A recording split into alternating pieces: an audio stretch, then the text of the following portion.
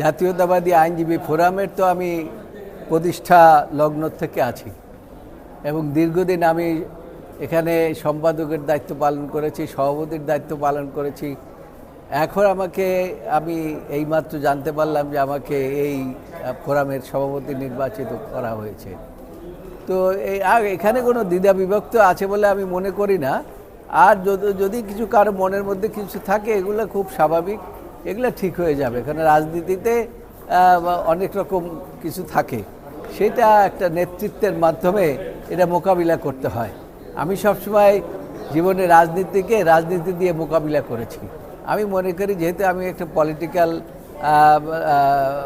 অ্যারেনার মধ্যে আছি, রাজনীতিকভাবে আমি অনেক বছর পর্যন্ত রাজনীতি করি। আমি 60-এর দশক থেকে একজন রাজনীতি সাথে সম্পৃক্ত। শহীদ রাষ্ট্রপতি জিয়াউর রহমানের সাথে সম্পৃক্ত।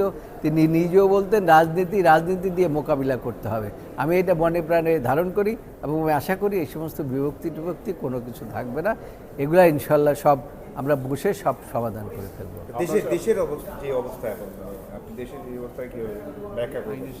দেশে আইনের শাসন নাই, এটা আপনারা জানেন। দেশে সুশাসন নাই। দেশে এখন চলছে দুর্বৃত্তায়ন। একদিকে দুর্বৃত্তায়ন, আরেকদিকে হচ্ছে যে সব দেশের সম্পদ সব লুট হয়ে যাচ্ছে এবং এর থেকে মুক্তি করতে হবে। পৃথিবীর ইতিহাসে আজ পর্যন্ত আমরা শুনি নাই যে পুলিশ বাহিনী প্রধানের বিরুদ্ধে এরকম অভিযোগ আসে, সেনাবাহিনী প্রধানের বিরুদ্ধে এরকম অভিযোগ আসে এবং সংসদ সদস্যদের বিরুদ্ধে এভাবে অভিযোগ আসে। কাজে দুর্নীতিতে মোটামুটিভাবে দেশ ছেয়ে গেছে। গ্রামের সাধারণ মানুষ দুর্ভিক্ষ অবস্থার মধ্যে আছে। সামনের দিকে অর্থনৈতিক অবস্থা খুবই খারাপ অবস্থা। সামনে কী হবে তা এখন আমরা বলতে পারি না। তবে খুব ভালো অবস্থার মধ্যে দেশ নাই, দেশের মানুষ নাই, দেশে কোনো গণতন্ত্র নাই। এই অবস্থায় আপনাদের যেহেতু আপনি নতুন দায়িত্ব পেয়েছেন, পরবর্তী পদক্ষেপ কী হবে?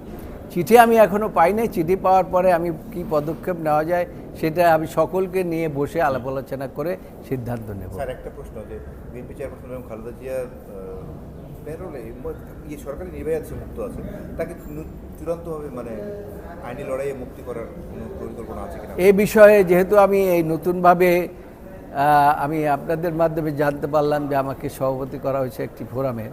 এইটা একটা বাংলাদেশের বৃহৎ রাজনৈতিক ফোরাম এবং এইটা আইনজীবীদের, পেশাজীবীদের একটা বৃহৎ ফোরাম। এই ফোরামের অনেক দায়িত্ব। কাজে আমি মনে করি এই দায়িত্বের মধ্যে বেগম খালেদা জিয়ার মুক্তির বিষয়টিও আছে। সেই জন্য এটাও আমাদের আলাপ আলোচনা করে সিদ্ধান্ত নিতে হবে কীভাবে আমরা তাকে এই শৃঙ্খল থেকে মুক্ত করতে পারি।